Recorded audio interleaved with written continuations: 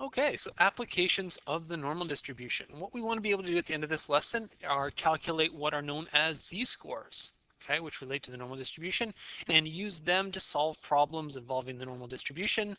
And we're going to connect this back to the concept that we looked at in Unit 1-2 on percentiles. So let's just sort of recap where we were from the last lesson. We looked at a question like this. At a high school, boys' heights are normally distributed with a mean of 174 centimeters and a standard deviation of 6 centimeters. If there are 800 boys at the school, how many will be over 186 centimeters tall? And we could do this using this graph of the normal distribution. Because we knew what percentage of data fell within 1 standard deviation or 2 standard deviations or 3 standard deviations of the mean. And the questions and the numbers in this question kind of worked out that, okay, our mean here was 174 and our standard deviation was 6. So our 186 was precisely 2 standard deviations above the mean. 180, 186, and so we knew that we were looking for this area in here between 186 and the mean, and we could figure out that that was 34.13% plus 13.59%, and just add those up, and that gave us our answer. Now, what if the question, on the other hand, asks us something like, how many boys will be over 164 centimeters tall? Well, if we're going the other way from our mean is 174. If we subtract 6, we get to 168. If we subtract another 6, we get to 162. 164 is in between those two.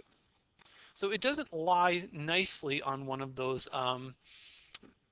sort of an even number of standard deviations away from the mean. So we don't know precisely how much that area is going to be based on this table, or based on the numbers on this chart here. Okay? But what we're trying to find here is how many boys are over 164 centimeters tall. We want to calculate this entire area from 164 all the way up to the very end of our distribution here. So how do we deal with these numbers that aren't an even number of standard deviations? Well, this is where z-scores comes in, or z-scores, z-scores, also called standard scores. They give us a much more precise way of measuring areas under a normal distribution curve, and they help us to deal with these numbers that aren't sort of the whole number of standard deviations away from the mean. So the formula for a z-score is you take your value that they give you in the question, so in that case it was the 164, and you subtract the mean, and then you divide by the standard deviation.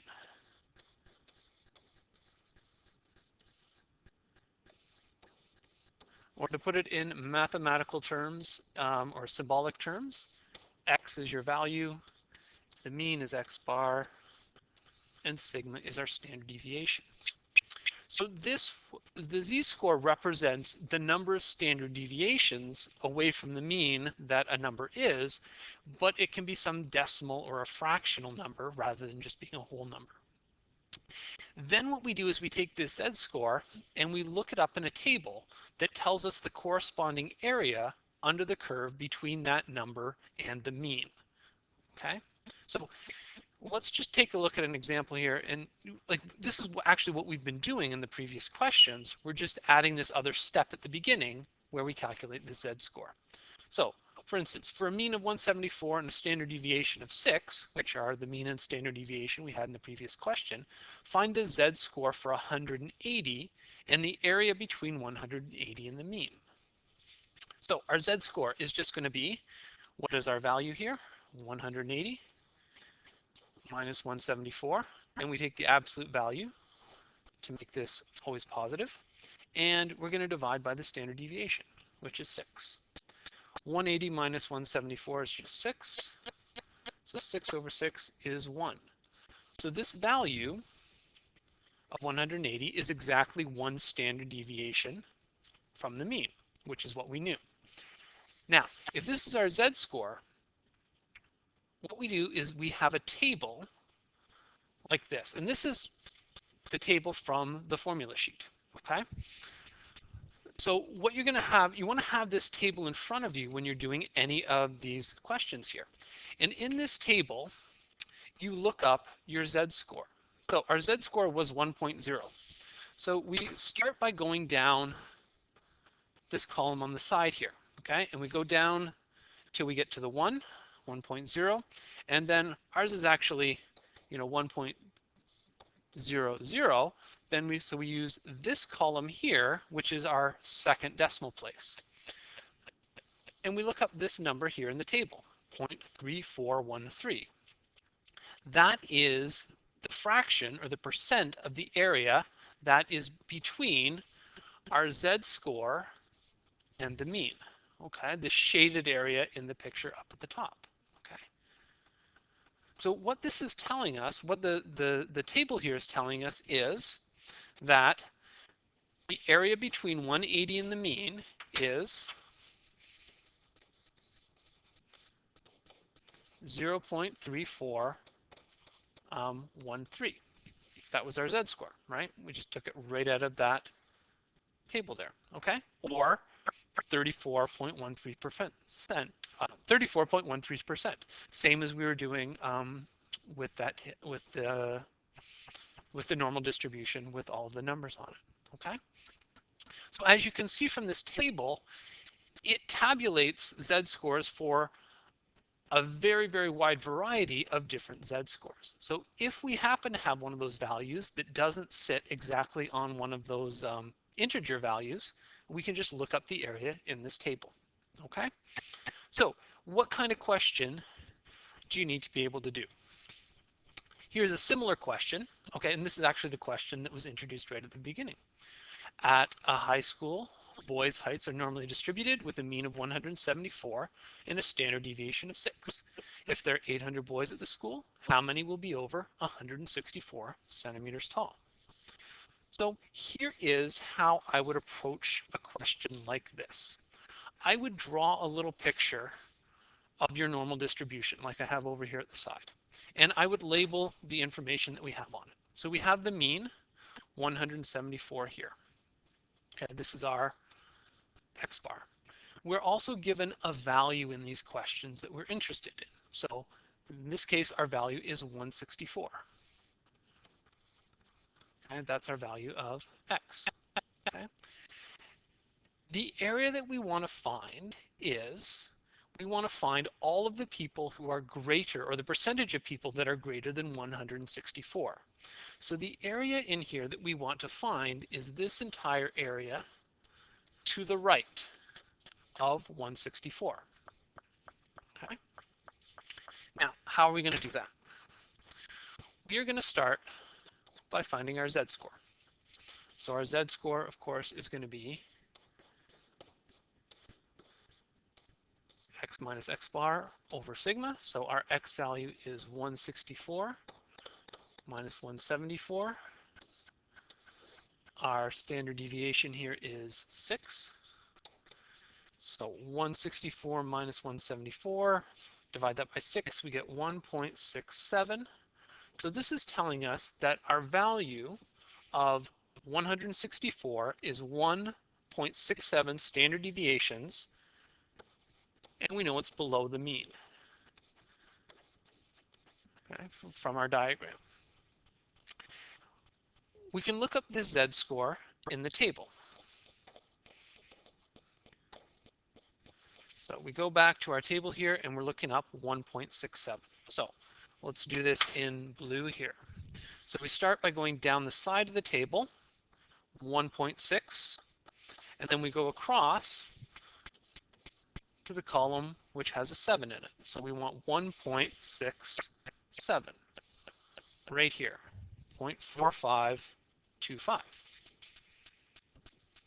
Okay.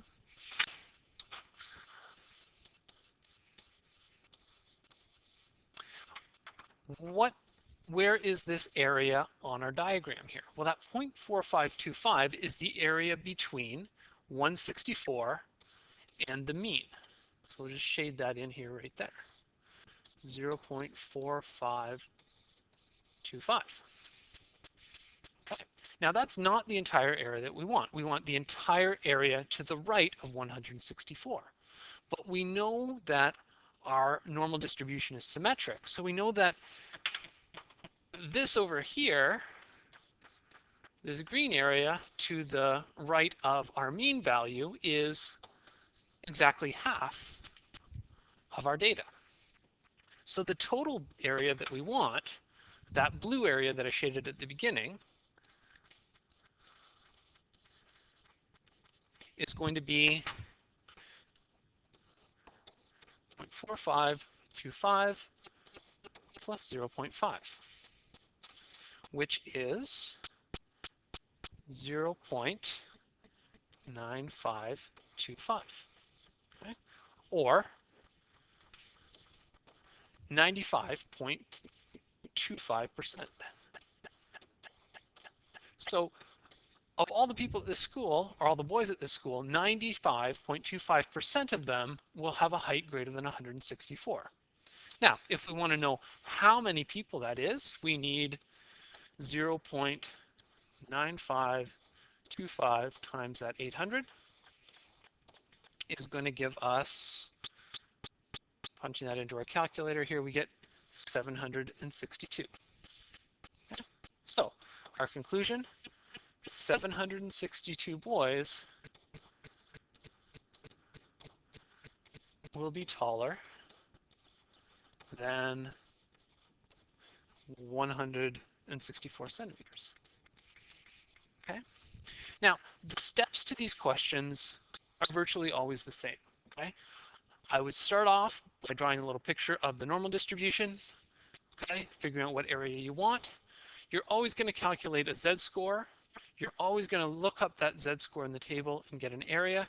The part that kind of changes is this part of figuring out the total area that you need.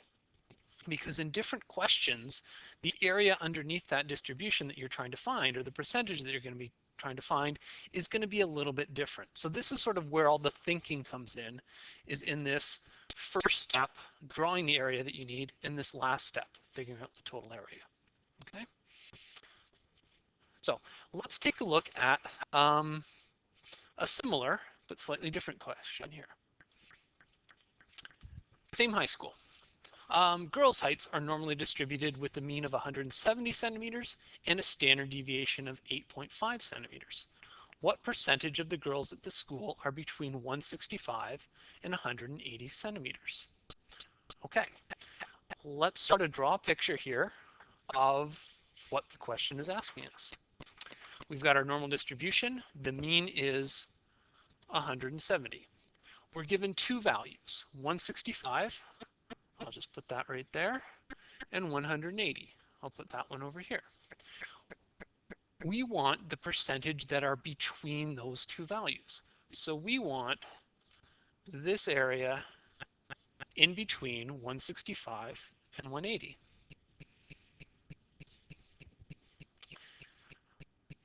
That's our first step, sort of modeling the area that we want to find. Okay. Now, we're going to find our z-scores for both of these numbers. Okay, so for 165, let's figure out our z-score here. That's going to be 165 minus our mean, which is 170, divide by our standard deviation, which is 8.5. So we get 5 divided by 8.5, which is going to give us 0.596. Okay, so 0.59 standard deviations below the mean. Okay. We go to our table and we look up 0.59 in the table. So we go down until we find, I guess I'm on to green here, 0.5, and then across until we get to 9. 0.59 is 0.2224.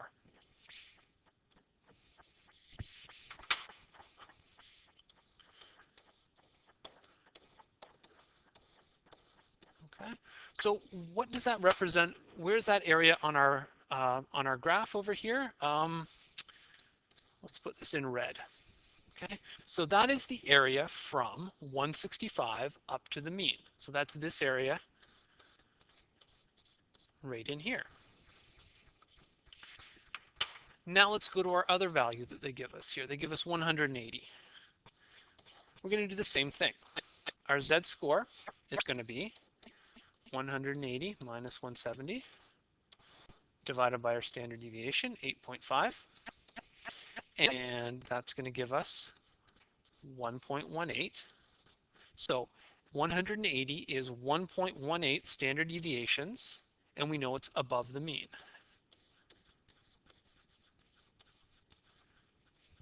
We can do the exact same thing. We can go to the table, we can look up 1.18, and we find that that's an area of 0.3810. So what area is that on our graph? Let's shade that in green. It's the area from 180, so from right here to the mean. Okay. So that green area in there is 0.38110. Sorry, 0.381. Now, the total area we wanted is that blue region between 165 and 180. So the total area is just going to be those two small areas added together.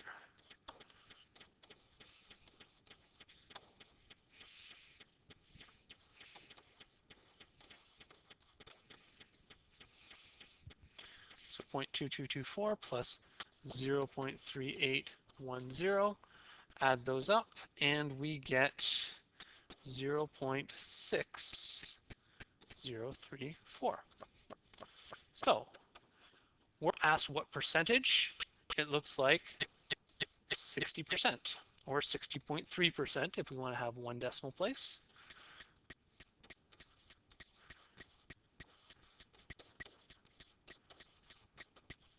So 60.3% of the girls are in that height range.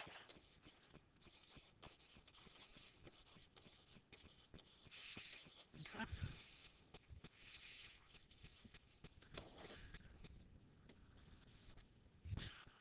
All right, and there we are.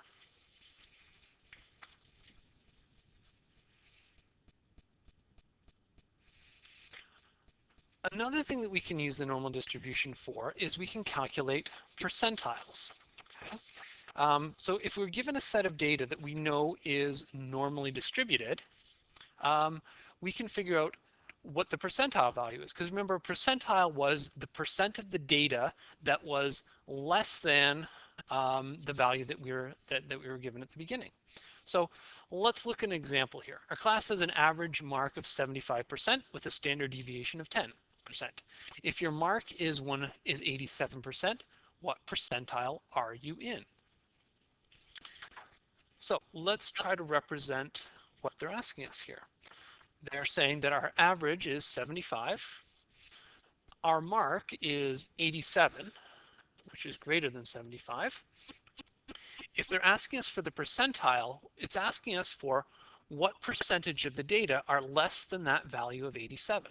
So we want to find this entire region over here. What percentage of the data is to the left of that value of 87? Well, let's start with our z-score. 87 is the value they gave us. So 87 minus 75 divided by our standard deviation tells us that our score here, 87, is 1.2 standard deviations above the mean. We look the area up in the table, look up 1.2, and we get an area of 0.3849.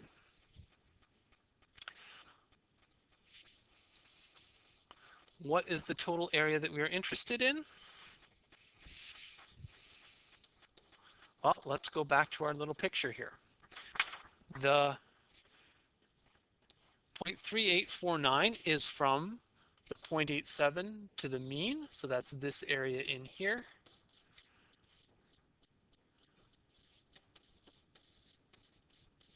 We know that from the mean all the way down to the other end of the distribution is going to be half of our data because our distribution is symmetric.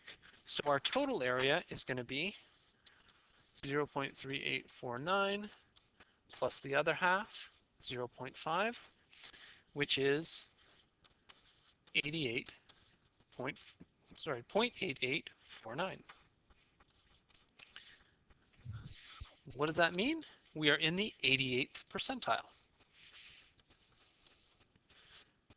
I guess that's your mark. So it's you are in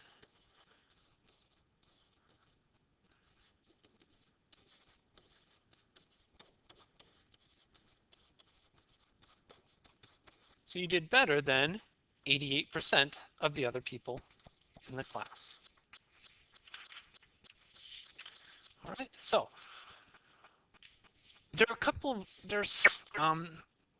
in the examples that we've done up until now, we've been starting from the values and then calculating the z-score, finding the area, and then using the area to get our percent.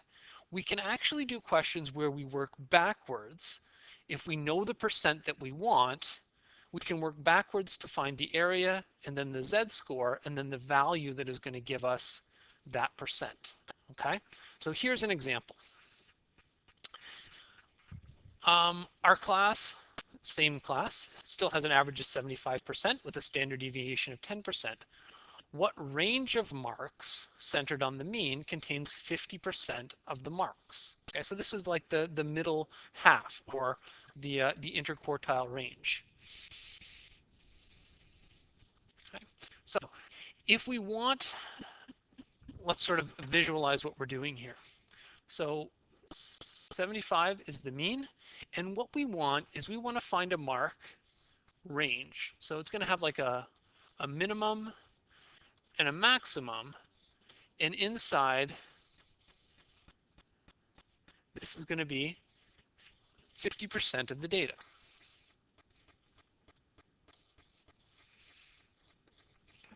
Now, because this is symmetric, between the minimum value and 75, we're going to have a quarter of the data, and from 75 up to the max, we're going to have another quarter of the data.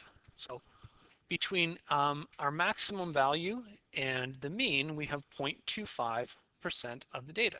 So what we're really interested in finding is what sort of a z-score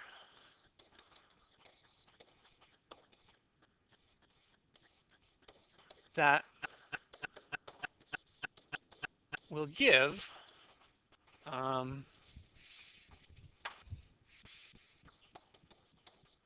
an area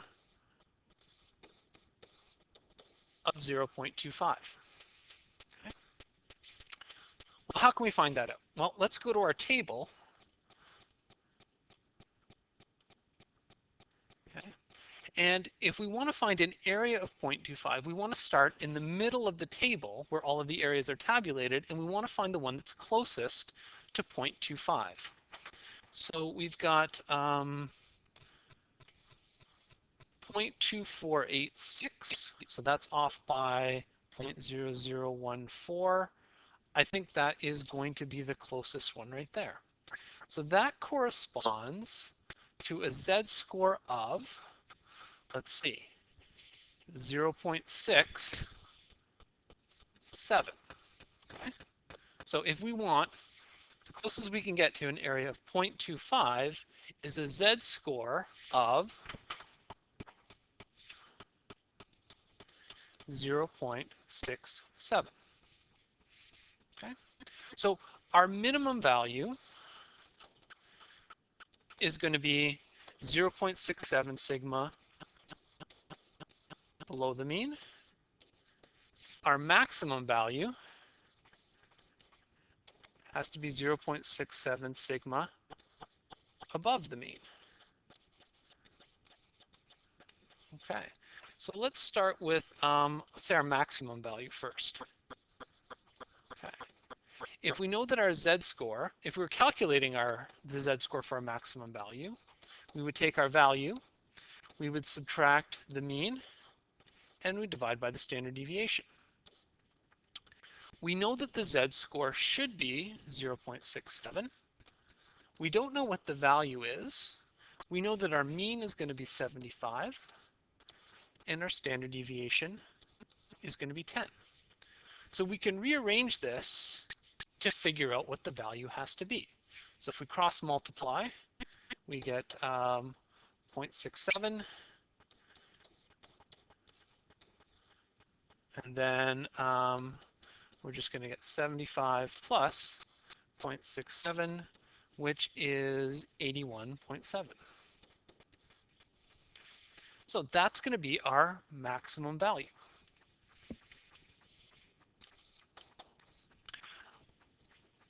Our minimum value is going to be the same distance on the opposite side of 71. So if we got our maximum value by adding on the 6.7, our minimum value is going to be that 75 minus that 6.7,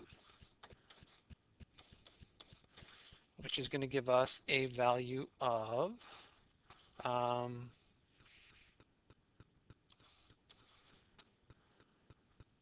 68.3.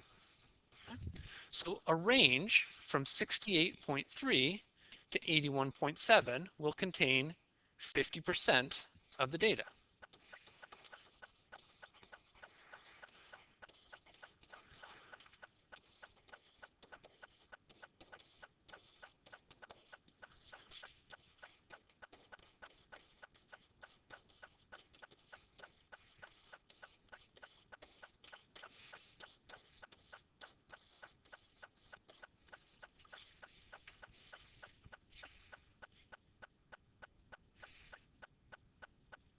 The other thing that the z-scores are often useful for is comparing things that aren't ordinarily comparable to each other. So it's like you're comparing apples and oranges, right? So let's take a look at an example here. These are my grades. I'm taking advanced statistics, film appreciation, and fingerprinting. I've got my grades here, 85, 95, and 79, and I want to compare those grades. Now, these courses have different levels of difficulty. It could be that a 79 in finger painting isn't directly comparable to an 85 in advanced statistics. Maybe advanced statistics is much harder. Maybe finger painting is a lot harder. So how do we take into account how I'm doing relative to the difficulty of the course or relative to the rest of the people in the class? Well, that's where I want to compare it using the course's standard deviation, average and standard deviation. And what I can do here is I can calculate the z-score for each one of my marks in these courses. So for advanced statistics, let's figure out our z-score there. I have an 85, the mean is 75, the standard deviation is 9. So in advanced statistics, I am 1.11 standard deviations above the mean. So I'm doing better than the rest of the class by 1.11 standard deviations. For film appreciation, 95 minus 83 divided by 12 gives me, well, I'm exactly 1 standard deviation above the mean. So if I'm just comparing these two courses relative to the rest of the class, to the mean and the standard deviation, it looks like I'm doing relatively better in advanced statistics because I'm further above the mean. Okay. Same thing for finger painting here. My mark is a 79. The average is 68. I divide that by 6, and I get 1.8. So in finger painting, I'm 1.8 standard deviations above the mean,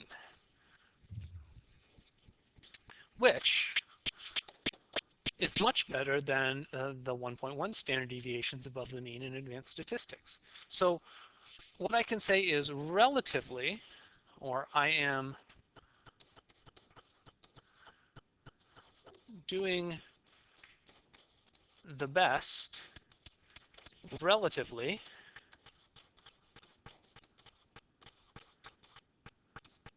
in finger painting.